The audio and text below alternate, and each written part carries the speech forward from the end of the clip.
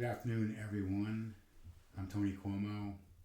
Welcome to episode 2, which is entitled Facts and Math for Podcast for America. Appreciate everyone taking the time to listen today. I'm going to cover various topics, make it a little bit more fun than the past 2 that I've had. So we're going to make it a little fun for folk, cover a wide variety of topics today, starting with Green Bay Packers. Green Bay Packers, famous team today in the NFL. Little known fact, again, I start with the fact that they're the only NFL team in NFL history to win 3 championships in a row. Then there was a lot of 3 NFL championships in a row. There's a lot said during the Super Bowl that the Chiefs are going for the 3rd Super Bowl win. Didn't happen. Thank you, Philadelphia Eagles. Happy for that. And because I wanted Vince Lombardi's record to remain intact. In fact, the Packers won 1965, 1966, 1967. 66, 67 were Super Bowls. 65 was the year before the Super Bowl. So they did not win 3 Super Bowls in a row, but they won 3 NFL championships in a row.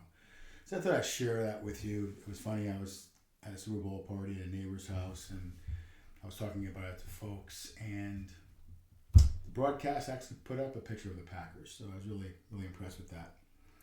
So that's part to kick off with the facts. So one of the facts I thought people would be interested in. Another thing is pretty interesting with the federal government today with Doge. Doge pretty interesting with Elon Musk, and that was a very sensitive issue out there, and folks may be on opposite sides of the opinion. Again, not looking to state an opinion here, just facts. Federal government, bottom line, will be bankrupt in 9 years. That's the key. $36 trillion in debt, another fact. $2 trillion deficit each year. What does that mean? That means that giant deficit I mentioned, $36 trillion, is going to grow by at least $2 trillion a year until year 9, when it'll be around $50 trillion, and the country will be bankrupt.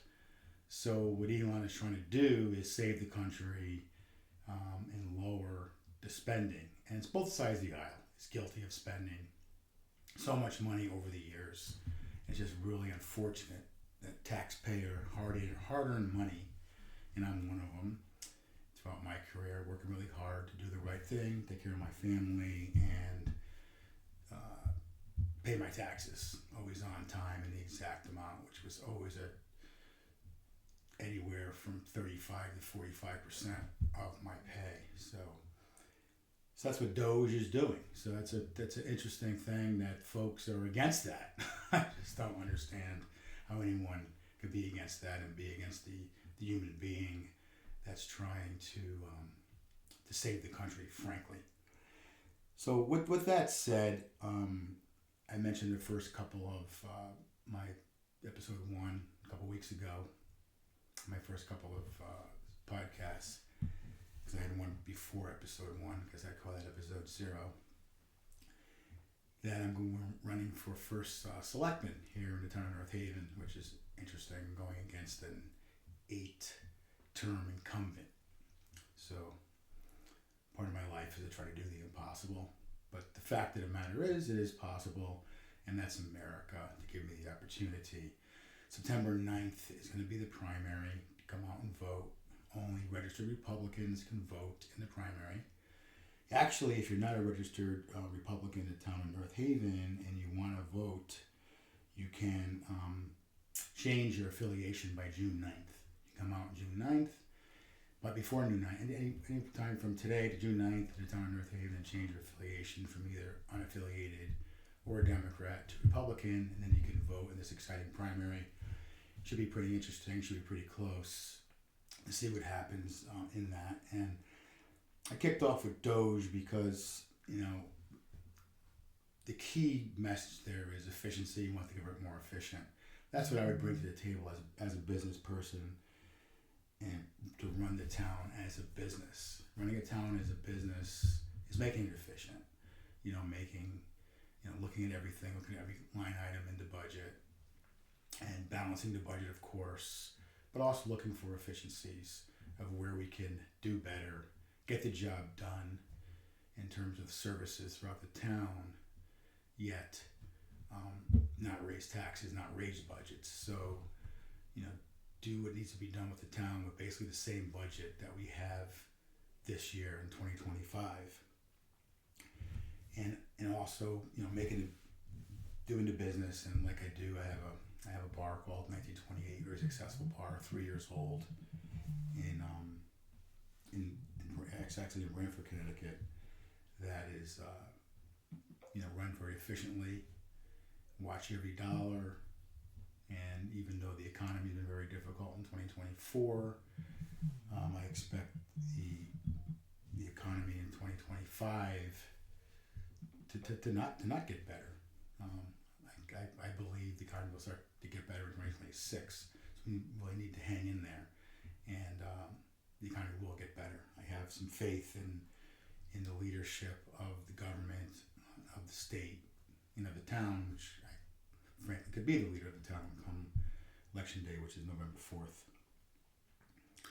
So I've been talking about the no new taxes, keeping taxes where they are at the current mill rate, keep the mill rate flat, in fact guaranteeing that fact. So how am I able to say that? People say, that are challenging me, say, or doubt me, I should say. How is Tony Cuomo going to be able to do that? But basically, growing the grand list is the key to that fact. I've been in the business world for many, many years, and need to bring in and do economic development in this town. I know a lot's been done over the last few years, but we need to expedite that and make it, more folks coming into the town and building new buildings, building new houses, building properties in this town that will bring in revenue to the town, both in the business world and the residence world, and that is will increase the grand list. So therefore, you have more money to spend. So as the cost of government for the town is increasing, you have that extra money to not raise taxes on folks that frankly have been hit with significant increases the last 2 years. 2 mills last year, 2 mills the year before. I'm hopeful there'll be no new tax increase this year. We'll see. We'll find out when we get our bills on July 1st. And there's also another component of that, again, it factors back in as running the town as a business, is to reduce spending as well. There are some areas through the efficiencies that we'll be able to reduce some of that budget money and make the town more efficient. So pretty excited about that challenge. You'll be hearing more from me as we move forward with this.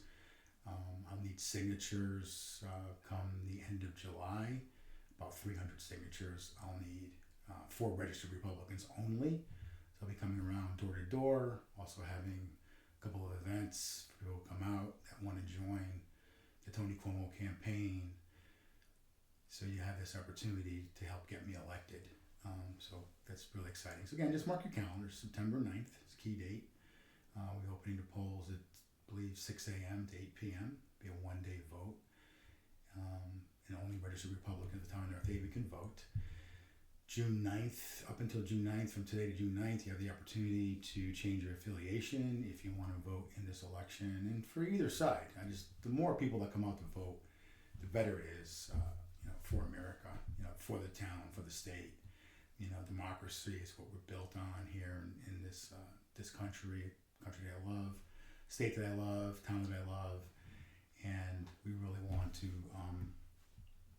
be sure and have as many folks involved in the election process. And when I have get-togethers, all opinions are welcome, and I'd like to gather those opinions and take in all considerations of everything that folks would like in this town to improve in this town. There's always areas to improve. That's what efficiency is all about, is improving the efficiencies and improving the way the money is spent in this town. So I started off with, some of the facts about the Green Bay Packers. Love the Packers, hoping to go visit Green Bay this year and see a football game out there. They have an awesome Hall of Fame. See Vince Lombardi's desk, the Green Bay Packer logo. Vince Lombardi at a desk that I'm sitting at right now. He used to have coffee and a hamburger every single day. Drew on napkin this logo here and had his equipment manager define it and refine it and put it on their helmet. Because in 1959, 1960, Green Bay Packers just had a yellow helmet, and in 61 they put the G on it. And the family of that equipment manager came to a couple of years ago to the Packers and said, hey, our great grandfather designed that logo, never got paid. And the Packers were nice enough to award some money to that family. That's what the Packers are all about. They don't have an owner. They're owned by shareholders. I have a share of Green Bay Packers stock sitting here on my wall, one share. So I'm officially a shareholder of the Green Bay Packers. Makes you feel really good. And it's just that whole Americana feeling of Green Bay. If it wasn't for Lombardi, there would not have been a Green Bay Packers. Would no longer have a team. Because the NFL was built on towns. Green Bay's a town, not a city. And one by one, all the town teams went away, and the teams moved to cities. And Green Bay was one that was able to sustain itself. And they were allowed to sell stock periodically, like every 10 years or so, and they could only use that money to put into the stadium. And that's why the stadium's had a lot of improvements over the years and looks so spectacular when you watch a Packer game.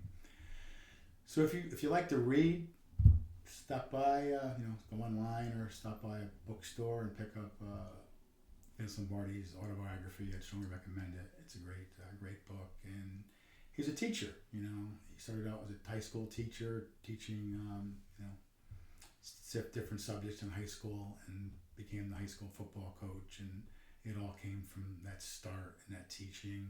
He went on, that was down in New Jersey, I believe, and then he ended up at Army and was assistant coach there, and then New York Giants, football Giants, the famous 58 championship game between the Giants and the Colts that went into overtime, that the Colts prevailed.